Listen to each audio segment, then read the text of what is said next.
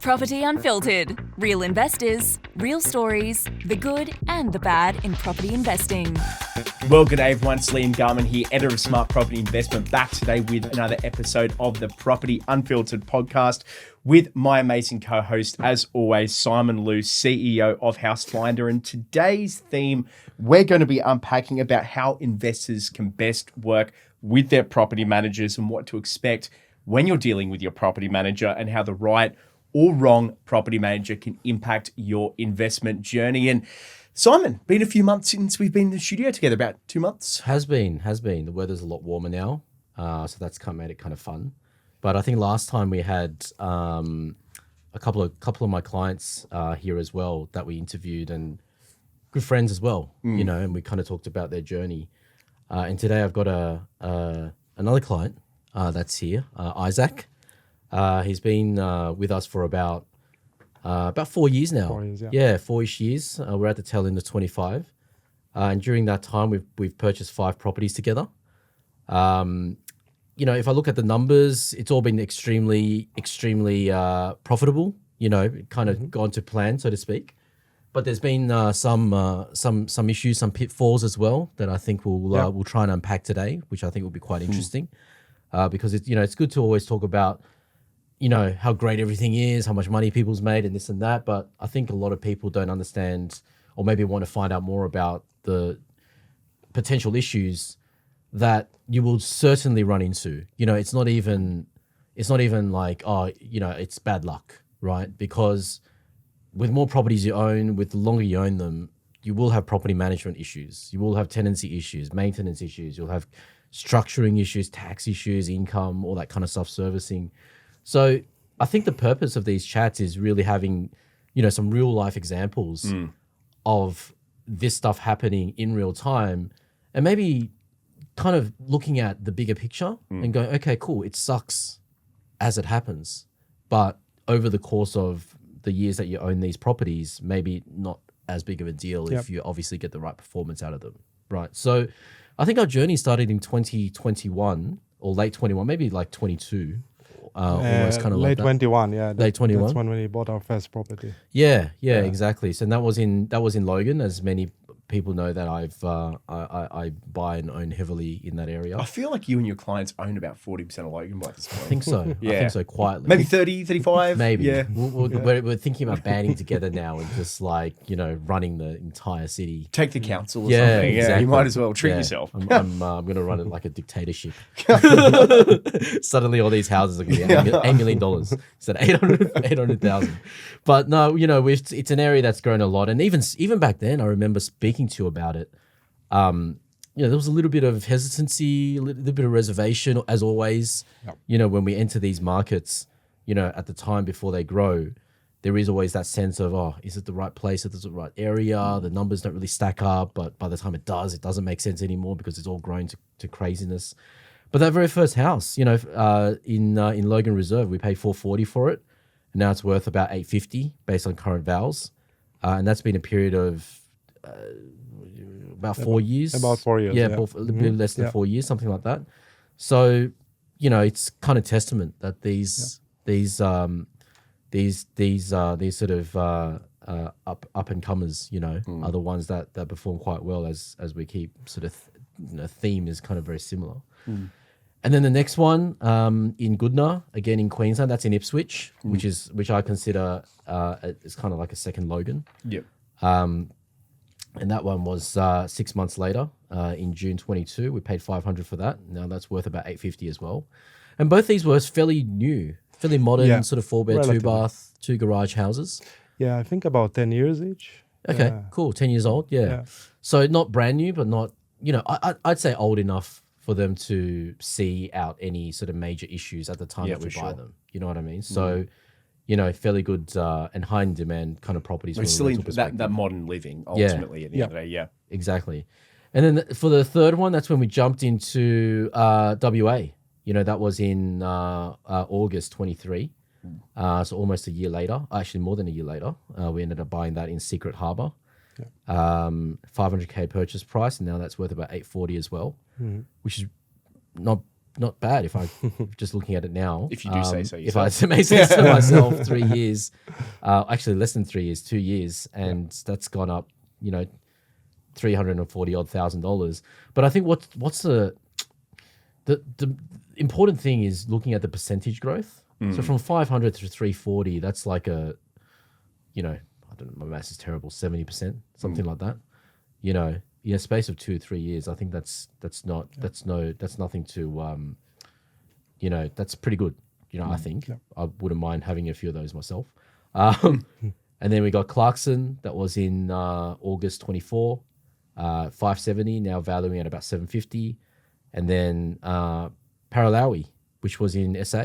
We picked that up for 615, and that's valued at 700, and that was only about 9 months ago, something like that. 10 months ago. I think it was towards the end of 2024 in December. Yeah, so it's still fairly early days, but still seeing some performance there.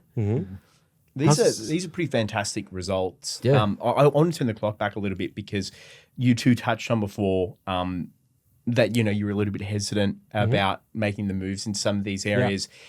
And I think that's something that's very common with a lot of traditional investors, or maybe some of that older school thought where you want to buy into the blue chip area, but ultimately those blue chip areas have already had their growth. Yep. They're not going to be on the cusp of further growth.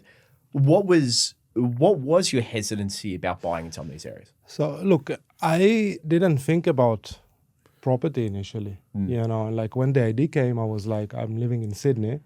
House prices here are crazy. I probably can't afford anything here. And then I had a chat with my broker, David, and he pointed me to Simon.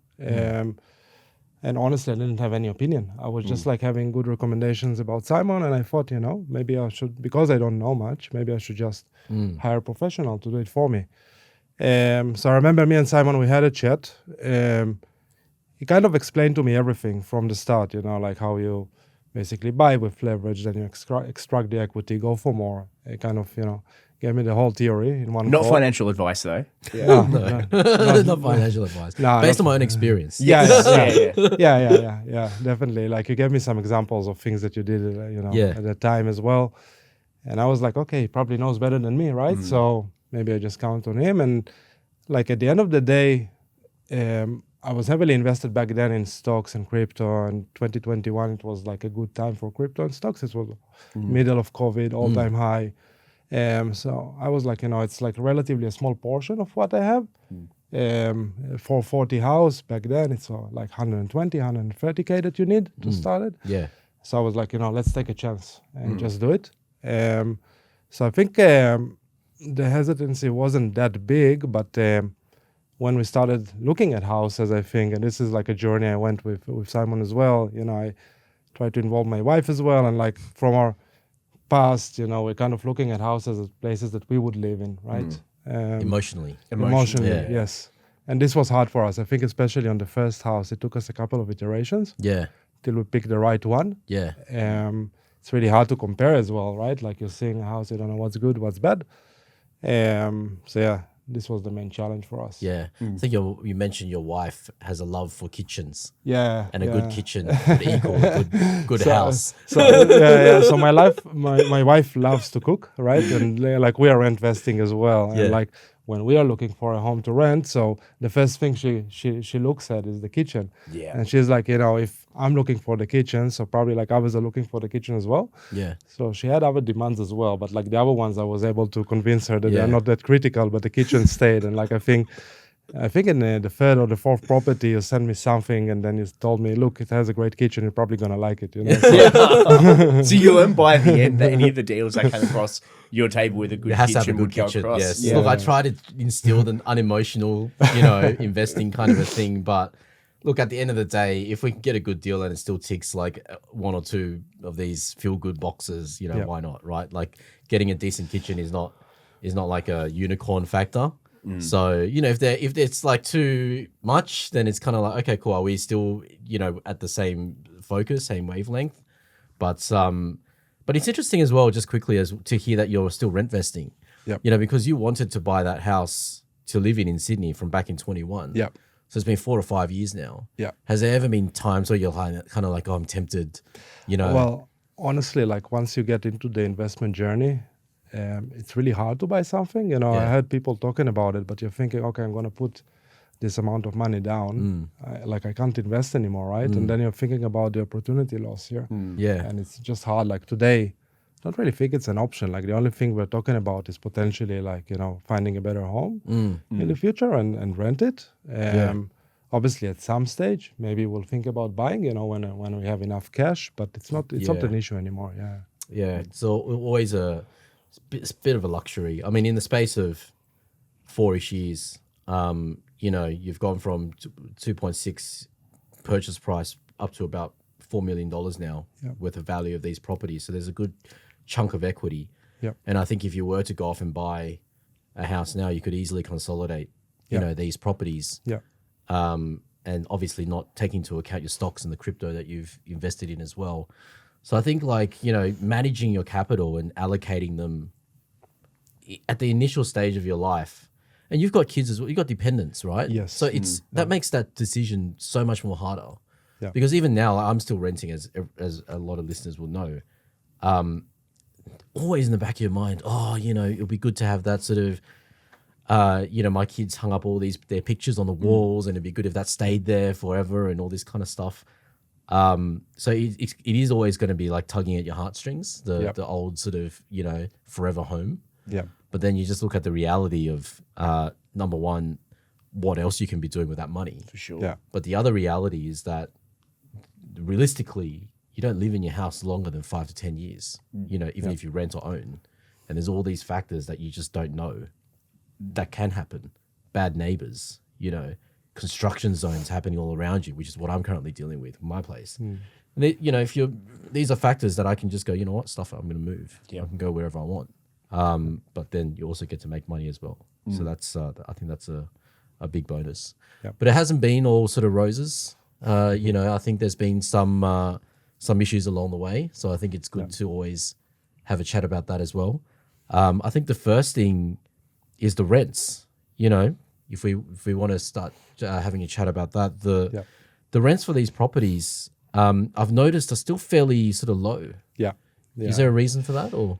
So look, I think like one of the challenges there is, you know, like today in most of the states, you have the rules that you can increase rent just once a year, right? And I don't know, like for me, when I'm increasing the rents, usually I'm going for the lower part of the range. And then you increase, and then you need to wait for a year. And luckily, you know, prices gone up, rents gone up. Yeah. So I'm a bit behind there. But I think I also had some challenges with the property managers that I have. Okay. And this is like, you know, this is a topic of this discussion. I'm currently in the process of replacing 3 of my property managers. So half your property out of 5, managers. out of 5. It's crazy. Ruthless. that is ruthless landlord here. Well, it took me some time, to be honest. Like it wasn't an easy move. And when I Yeah. decided to actually do it, I just went all in. Yeah.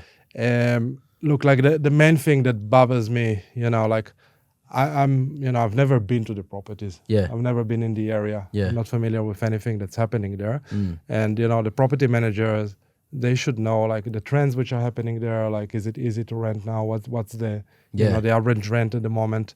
And what I was getting from my property managers is more like, you know, they would send you a CMA report with the range and then just pick a point in the range, right? And not more than that. And I want someone to, you know, to have a chat with, to basically tell me what's really going on, what can I realistically ask, and, you know, maybe if I'll do this improvement, I can ask for more. Maybe if I do this and that. And this is something I was not getting from some of them.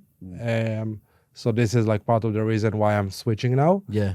And yeah, on some of these properties where I'm switching, so I still have a couple of months to wait until the current agreement with the property managers is ending. So this is why the rents are still in place. How long were the terms with the property managers that you? Yeah, you so have? so that's another you know, another pitfall I wish I knew before. Yeah. Usually it's 1 year. Some property managers don't have any commitment in place, and they're pretty good, some of them. But I had one which was 2 years, and I didn't even think about it when I signed the agreement. Yeah. So yeah, it might take a while. Like 2 years is a long time. Very long time. Yeah. It's actually such a big thing to unpack with property management and property managers in general. And we get this a lot, right? We can buy all these properties and they, you know, they're really good deals. They make money on paper and in real life as well with equity. But the moment you have property management issues that can be avoided, it really impacts how many investors feel, especially when they're starting out, about the whole investing thing as a whole, right? So even if you're making money out of it, I think a lot of people at that point, if it just becomes an ongoing problem where you feel like the property's mismanaged, or, you know, I don't feel like the property manager's working directly for me as a landlord, you kind of go, okay, cool, maybe it's not worth it. You know, maybe it just kind of stops you in your tracks of going, hey, I want to buy more and more houses. I want to keep building this as fast as I can, which ultimately, if you look at the numbers, it makes a lot more sense to do that. But at the same time, it's kind of ignoring, you know, how mentally frustrating it can be when dealing with these issues. Yeah. And I look at it very black and white. Like, my property managers do the same thing. When it comes to lease renewal, they send the CMA, generic report. CMAs are, like, if they're just produced by RP Data, or if they're produced by even Price Finder and so on, wildly inaccurate. Yeah, massive lag. Yeah. It can be lagged.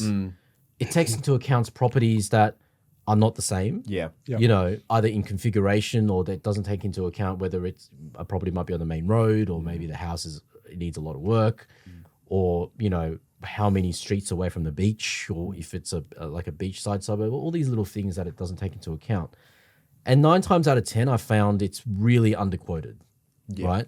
So it's really important to it's such a simple task. No one ever does. Just jump on realestate.com.au, click on rent in that suburb, filter it to whatever many bedrooms your house is. Yep. Look for the ones that are similar, and then go, okay, cool. All these houses are advertised for $600 a week.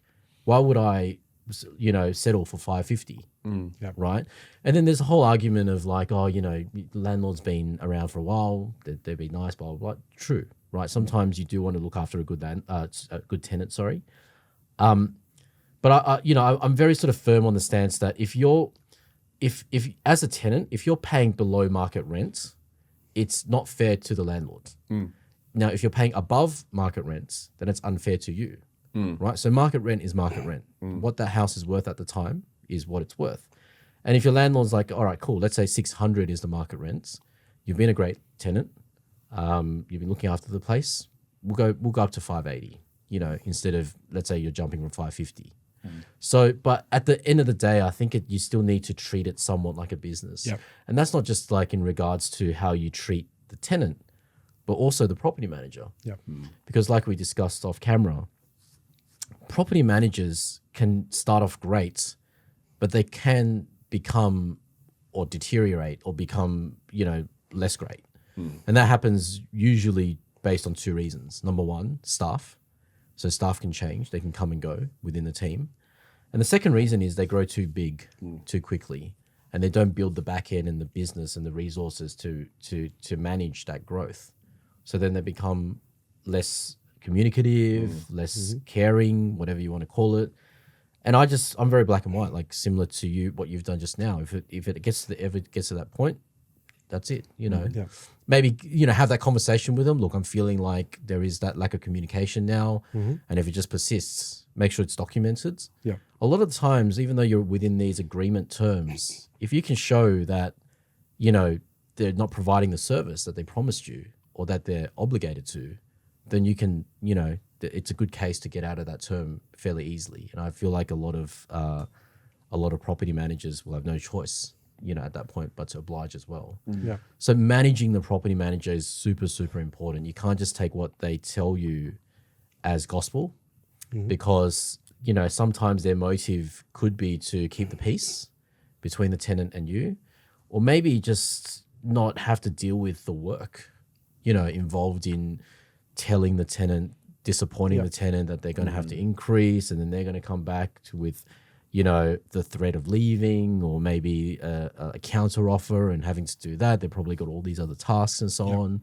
So you just have to really sort of, you know, I want to say ruthless, but it's more just about, you know, making sure everything's fair. Do you know what I mean? Yeah. The PM side is something that a lot of investors really don't spend enough time focusing on. Yeah.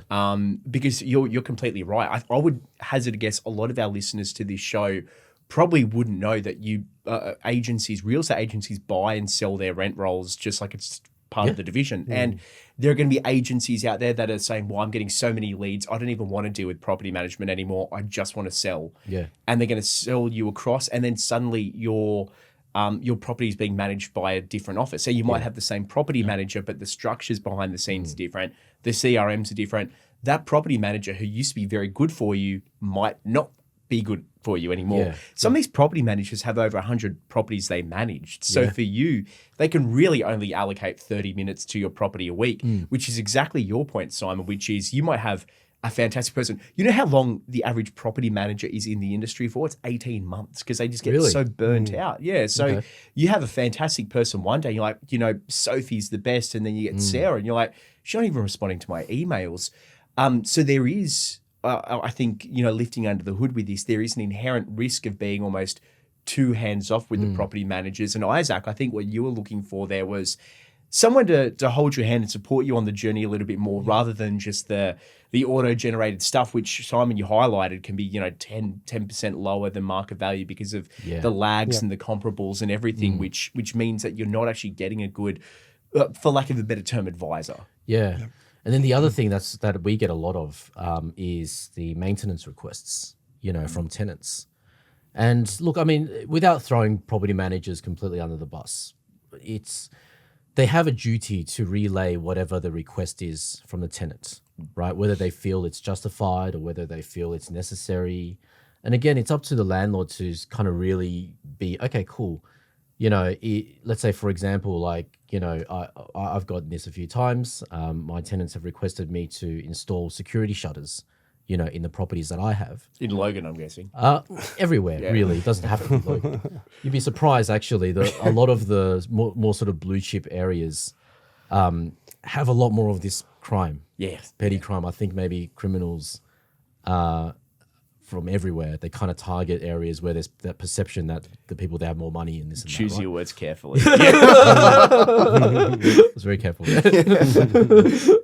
I got my lawyers to help me with that. Yeah, and they'll listen to the recording after it's done as well. Yeah. But no, you're right. And those requests, the difference is that wasn't the condition in which the tenancy agreement was signed. These additional requests. And it's not about being like, a slumlord, right? But, when the tenant signs a lease to lease out a property, the condition, the inclusions, it's all there, right? And your job as a landlord, or your duty, is to maintain everything that was there to begin with, make sure the house is clean, safe, and tidy. And, a lot of tenants make these requests, shutters and, not shutters, but the security screens, and aircon's another big one. I want a new aircon, this and that. And it's at your discretion, right? Like, I've added aircons, for tenants that have been in properties for years. No worries. You've looked after the place. Here's happy days. But, I do draw a very sort of distinct line in terms of what I'm obligated to do and what's optional. And one of the mistakes I see a lot of is, investors, they buy these houses. Every single house can be improved, can be upgraded. There's things you can do, right? And then you get carried away because more often than not, when you do one thing, you have to do a lot of other things, right? So, when sometimes we buy these houses, we tell clients, look, don't spend that much money on it. It's fine as is. Just buy it, do the bare minimum, maybe a little bit of paint patching, carpets, a few leaking taps, whatever, and then just rent it out. 6 months later, I'm like, oh, how's the property going? Oh, we spent $20,000-$30,000 on it. I'm like, doing what? Why did you do that? And then they're like, oh, the tenant moved in and the property manager suggested that we needed a new garage door and we needed an extra air cons and new carpets and this and that. And I'm like, man, I wish you just spoke to me, as these requests came up, because I would have just told you, no, don't do them. Because the other thing you're doing is just setting a expectation. Now that you're kind of seen as like a yes man, as soon as the tenant asks for something else and you say no, they're going to be like, hold on, this isn't fair now, like perceptively, you know what I mean? So, and then even the property manager might be like, wait, hold on, now you're suddenly becoming the difficult landlord, and that will work against you.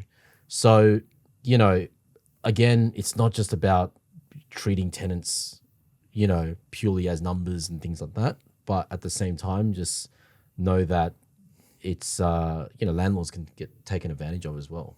It's very subtle. Especially if you, like you said, these houses are sight unseen and you can't really see them. I think that a good PM would tell you what's common in the area, right? Like there are some areas where aircon is a must. Yeah. In some other areas, it's not really a must, and Yeah. usually you just have maybe one in the living room, one in the bed.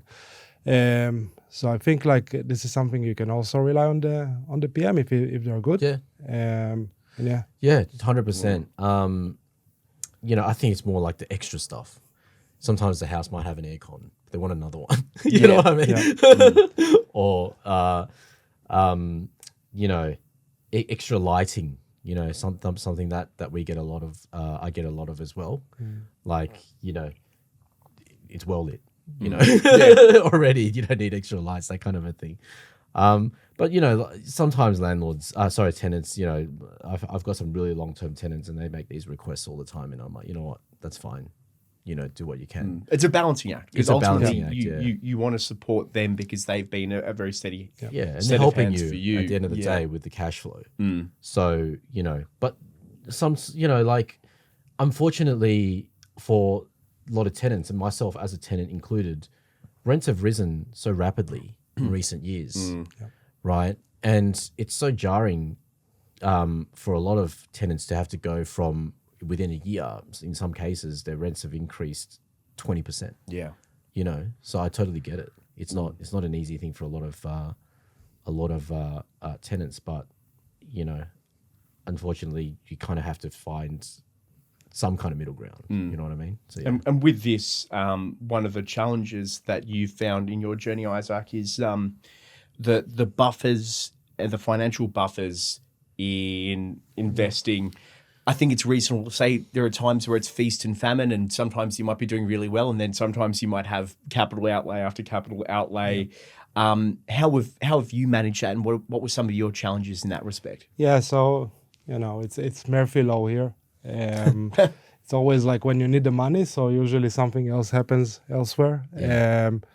Actually, right now I have 3 different cases happening in 3 different properties.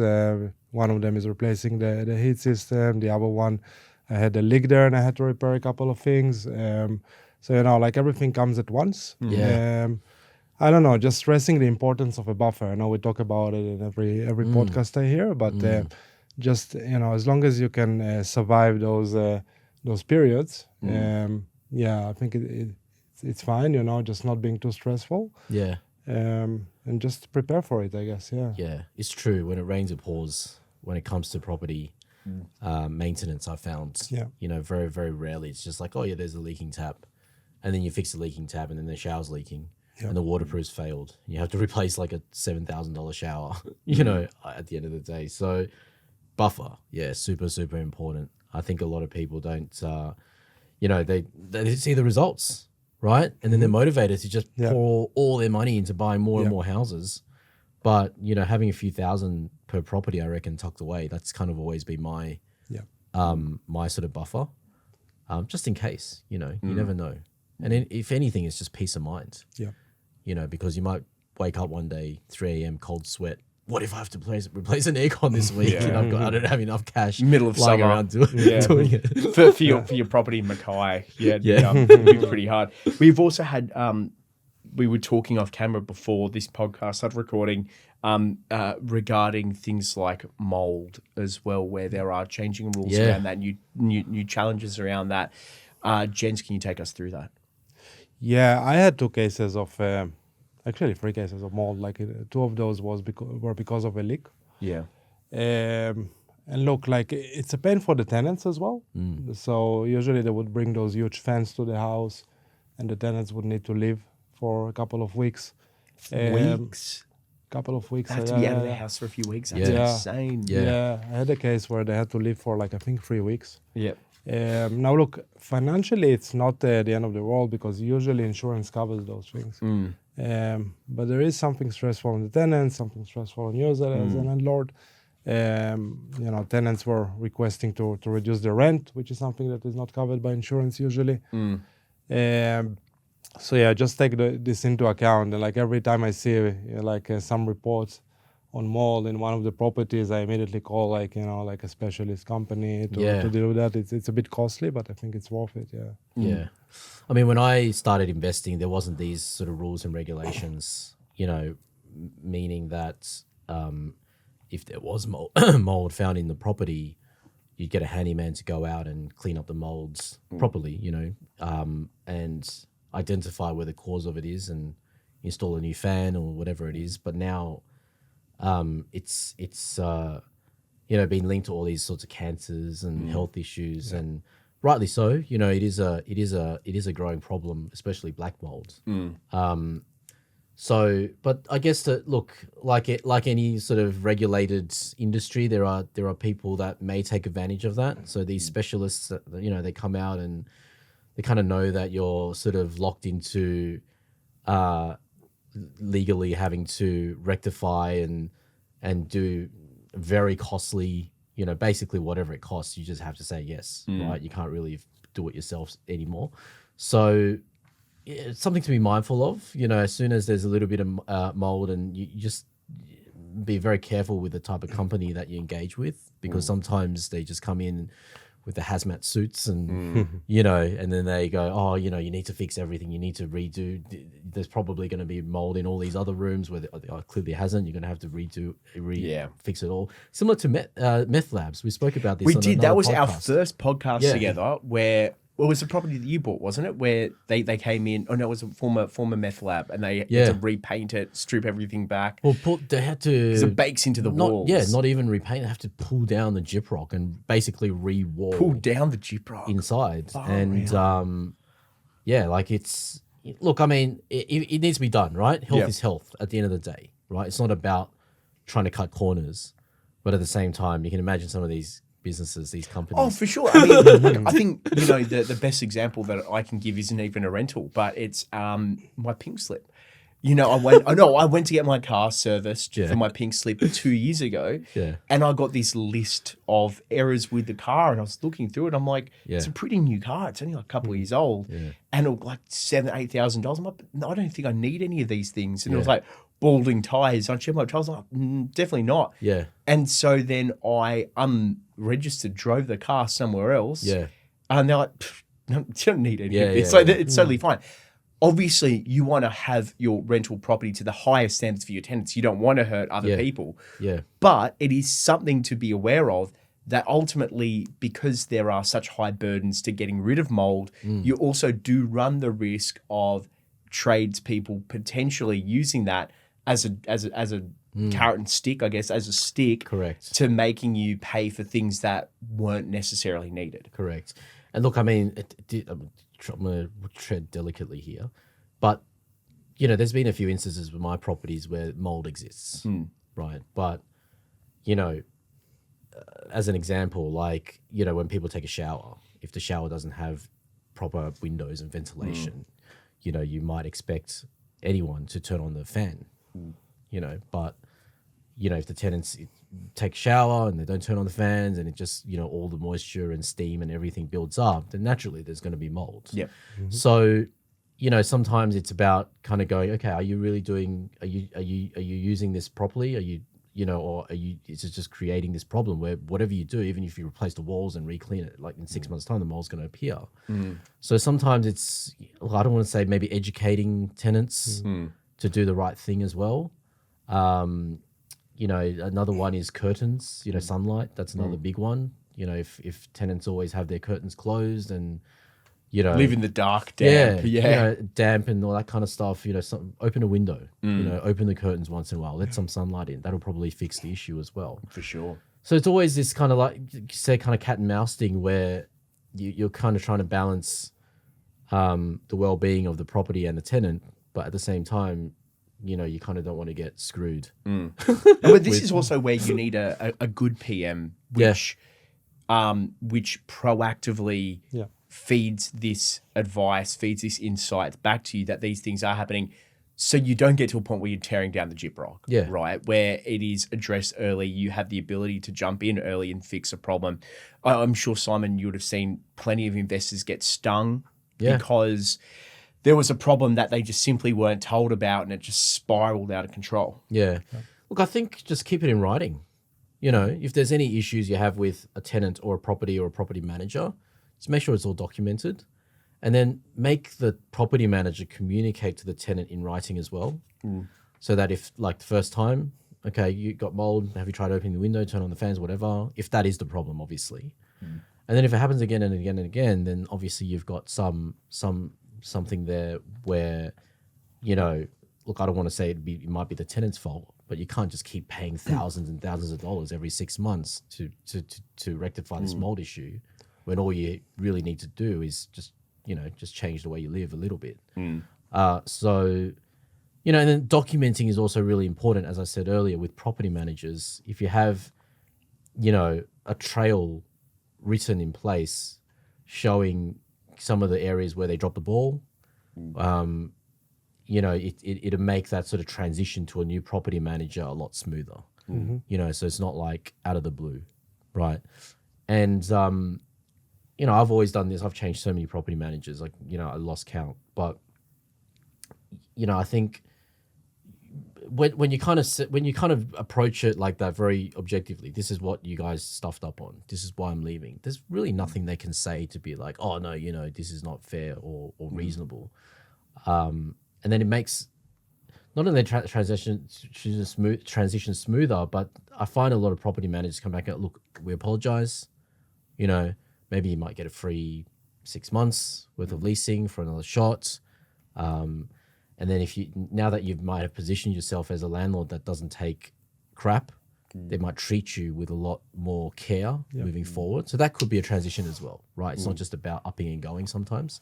And I found that as well, even with the current property manager I have in Sydney, where initially it was a bit rocky. There was a lot of things that kind of they just didn't deal with. It is a bigger building. It's not just one property. It's multiple properties within this building. And you know, through lots of complaints and perhaps threats of, you know, leaving, they've kind of like, look, you know, we apologize. Now it's, you know, a lot more sort of tighter. Do you know what I mean? So sometimes that fear of losing the business as well can make it real. And yeah, it's really, I wouldn't say you should go around just threatening people, you know, so make sure it's justified. But at the end of the day, I think that's what motivates a lot of people. Well, you're so kind.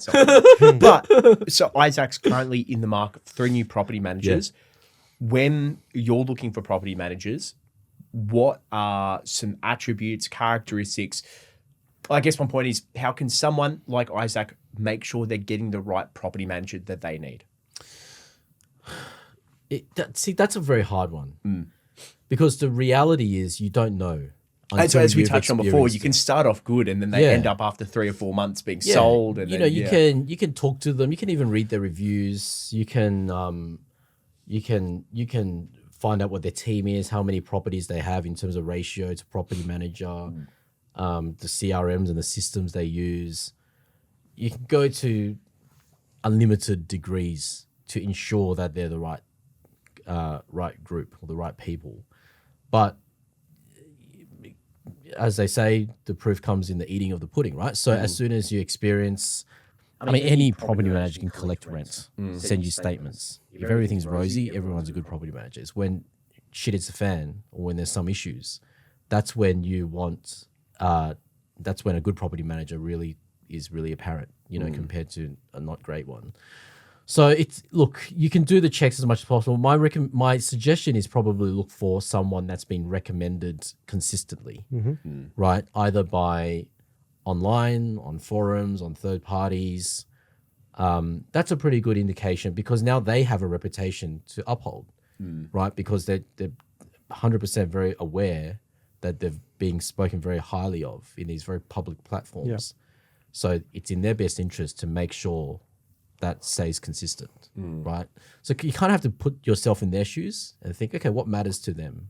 And then go down that path of, you know, finding good recommendations via that way, right?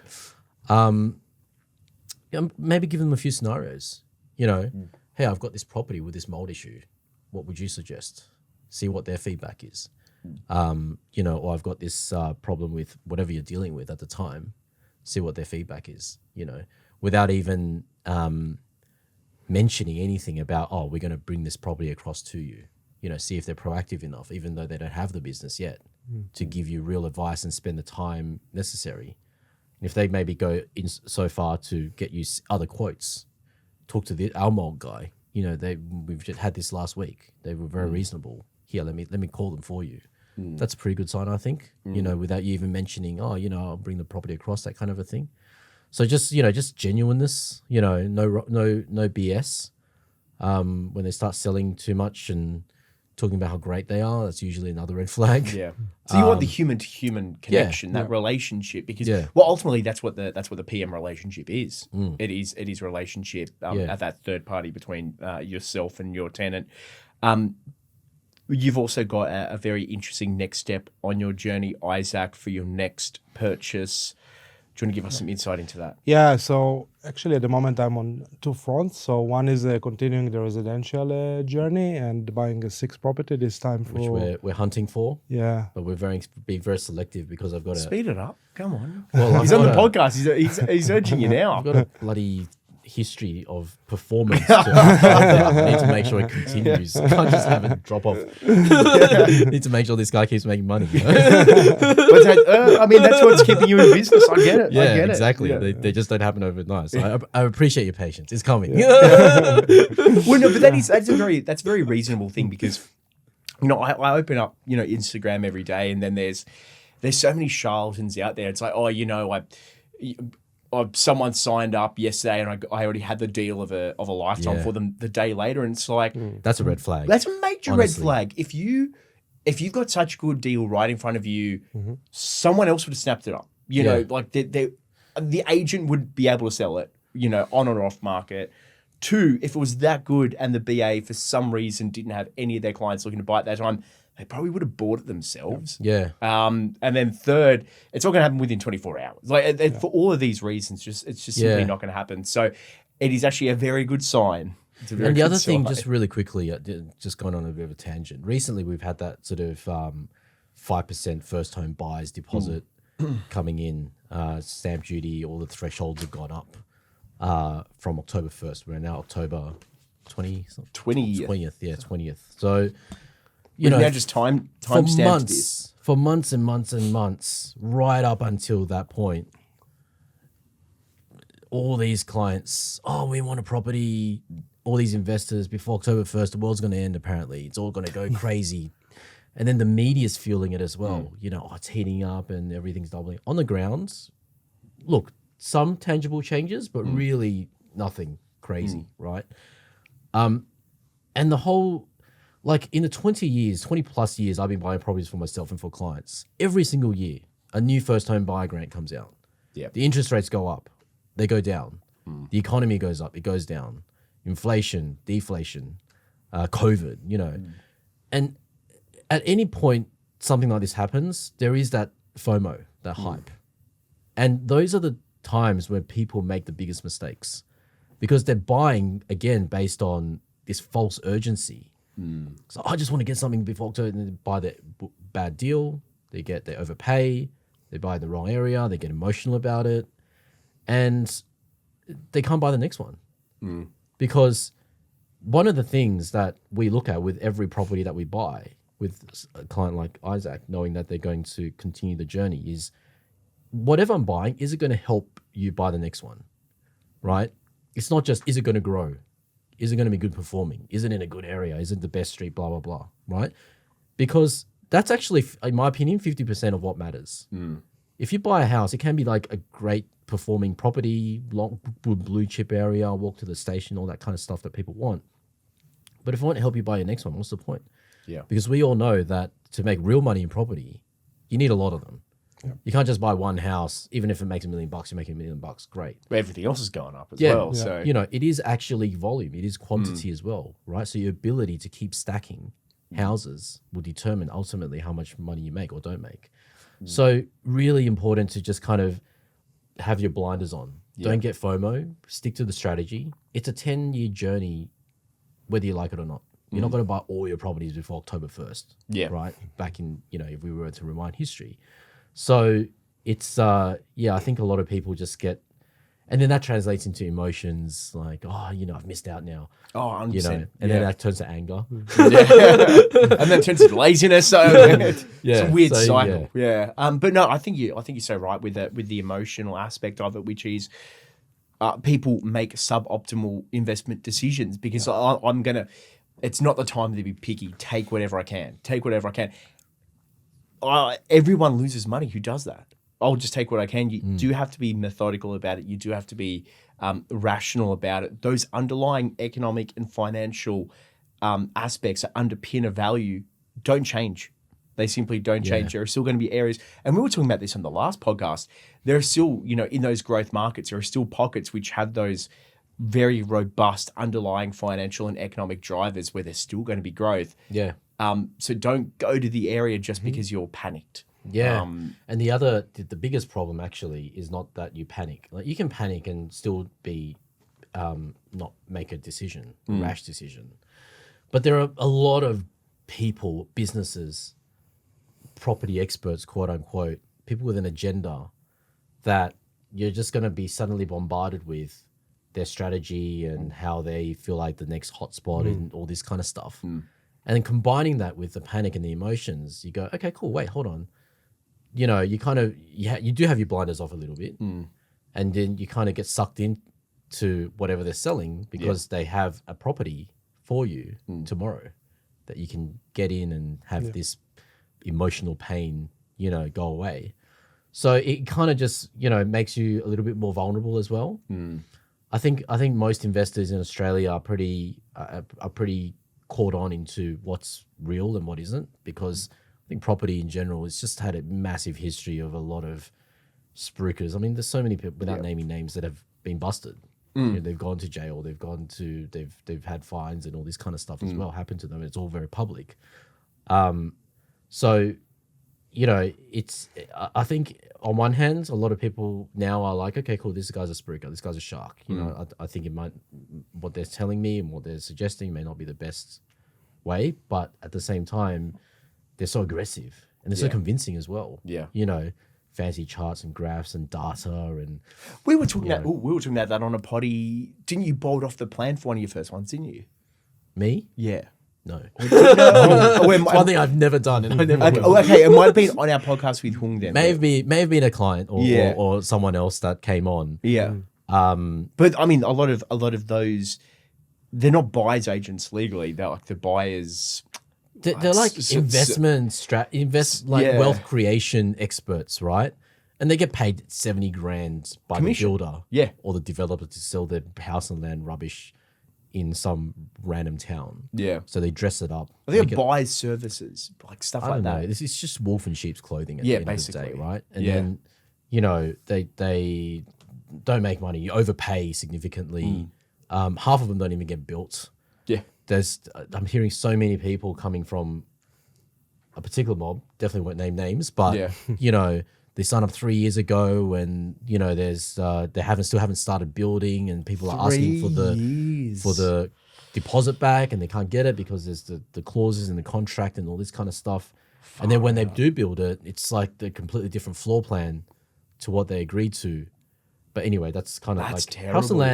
House and land and new builds is kind of like, I will defend it. Not defend it. I will hate on it to the day I die. Yeah. Honestly, it's the worst. So you're seeing a lot of people come through house finder that have just been burnt. Look, on the very rare occasion, you get someone saying, yeah, I bought a house and land 10 years ago. Yeah. And it's killed it. Right? But 10 years ago, you could have bought anything in the area and killed it even more. Yes, of course. You know what I mean? Just because a lot of areas in the past 10 years everything's killed it. Yeah. Heaps. But there is that kind of regret, like, had I bought just a normal house back then, I would have made a lot more money. I could have leveraged and bought more and more and more. But 99% of it is pure regret. Wow. I didn't want to, in hindsight, I wish I could go back, didn't buy it. Let's buy, not these types of properties anymore. So yeah, look, I mean, I even hesitate to say this, but the only time and place there is for a brand new builds is if you're buying or building a house for yourself to live in. Yeah. Because then it becomes purely emotional. Because as in an area that you already own the land in an Well, area it doesn't that you matter. love. Yeah. It's kind of like if you go off and buy a fancy car. Yeah. You know, and it's purely emotional. You go to the dealer, you go sit down, they bring you a glass of champagne and this and that, but you overpay for it. You know, you can buy the demo or the second-hand one or the one that's got low Ks and save a ton of money. But you want that feel-good factor, you want the emotion, you want the new car smell. Similar to houses. A lot of people, if you're buying a house to live in and that's what you want, there's nothing wrong with that. Just don't go in thinking this is a good investment, good money-making decision, because it's not, right? Yeah. So, anyway, another house and land tangent. I'm glad we get one of these out every It has to be episode. one an episode. It has to be one an episode. Isaac, I think you also mentioned you were going down the commercial route for your next one. Yeah, so I already bought a commercial place. Nice. Yep. Yeah, Cool. a couple of months ago. Just a joint venture with a couple of friends. We started a company and went this route. So I think in the future I want to play in both markets. Yeah. Basically, my concern right now is really more the cash flow and serviceability, right? So I think once I get some positive cash flow, at the moment I'm close to neutral. Once I get positive, I'll get another resi. And as long as I can pull equity and get some good yields on commercial, so I'll use it for that. So kind of, trying to play in both worlds and getting the advantages. Yeah. But I really believe in resi. Like resi is the way to grow, leverage out of that. Yeah. There's nothing wrong with commercial. I think it's got a time and place and probably a lot of benefits that resi may not offer either. But we briefly talked about the purchase that you did, and I think it was a pretty good one, multi-tenants, an anchor tenant as well. So the danger I always find with commercial is if you go too small, that's a big risk. Too small. Yeah, because you buy office space, tenant leaves, what are you going to do? Oh, for sure. You're screwed, literally. It could be years, right? Yeah. Same with like little warehouses and, little coffee shops here and there. So like commercial, I've said this ad nauseum, if you're going to do it properly. Have a proper budget, buy the shopping center, buy the building with, 50 other tenants, or maybe something that you can maybe develop down the track as well. Something that you can improve. Or what you're seeing in North Sydney, a lot of the office space is becoming resi. Yeah, it's crazy, right? Like as sought after, or as something as expensive and nice as North Sydney can become so vacant 100%. drastically. We're seeing in Melbourne at the moment as well. Like, I think the price of office space has dropped like 10% year on year. And now you're moving into a world where legislatively you have enshrined 2 days work from home a week. So people are just coalescing smaller office space. If your commercial strategy involved office space, I'm going to guess there's going to be a lot of areas across Australia where you're going to be hurting quite a lot. Yeah.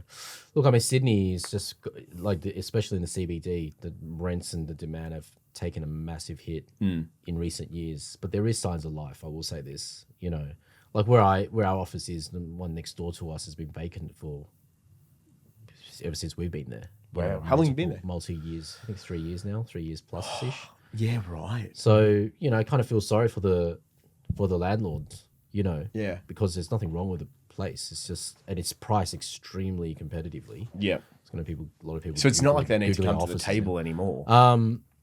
Yeah. So I think just the demand has dropped. But like I said, there is signs of life again. I think a lot of people are returning back to the cities to work willingly now. Before there was a lot of hesitancy. I think the whole thing with COVID is everyone was like, oh, I don't want to. But now I think people kind of like, oh, might not be a bad idea to get out of the house and, grab a coffee with a mate for lunch and this and that, while you're at the office and, have more human interaction. But, look, just final words on that. I think, look, one day when I quit my job and I retire and I'm living purely on passive income, the most consistent income you're going to get is from the young family that needs a roof over their heads, right? Your 3-4 bedroom house in a major capital city, good economy, bad economy, high rates, low rates, none of that matters. It's a necessity, right? So for me, that's consistent income, because one day when I'm not working, I don't want to make X amount one year and then 50% less the next year, right? At that point, I've got a lifestyle, I've got bills to pay, I've got all this stuff. I need that income to be consistent. So I find having like an army of resi properties that are giving you that and that unwavering, that amount of income, don't touch it. And then if you get to a point in your investment journey where you do have spare capital, spare equity, or maybe a different direction where you want to go commercial or development sites, I call them riskier type of investments, then do it. It may work out great and you might end up making tons of money there. But if not, you still got your army of like resi soldiers, that are battling for you, quite literally. Yeah. So, well, I mean, ultimately, that's the same logic that you spoke about before with multi-tenancy commercial space. Yeah. You, for the same price, have many residential properties. So if it is vacant, it's only for a few weeks, only a portion of your portfolio. Yeah, 100%. And like, if you've got, I mean, as many people know, I've been buying up blocks of units. They're treated as a commercial asset, but they're still humans living in a big unit block. And I always expect to have one or two vacant at any point in time. But if I've got 20 others in the same building, bringing in income, it just becomes another due diligence. Another cost. So, So that's why I try and keep it as secure as possible. Absolutely. Now, on that note, I think that took us to the end. Thank you so much for joining us, Isaac. Thank you. Simon Loo from House Finder, thank you so much Always for a pleasure joining to me. be here. 2 months, it was too long since our last podcast. No, it's always good to be here. Celebrating successes as well as talking about some of the pitfalls. So yeah. Yeah, even if you are tearing poor Isaac's commercial dreams apart. Yes. Don't listen to him. Do listen to him. Anyway, that is all we have time for today. My name's Liam Garman. I'm the editor of SPI, co-host of the Property Unfiltered podcast, alongside my amazing co-host, Simon Loo. And that is all we have time for today. We'll be back at the same time next month with another episode. But until then, bye-bye.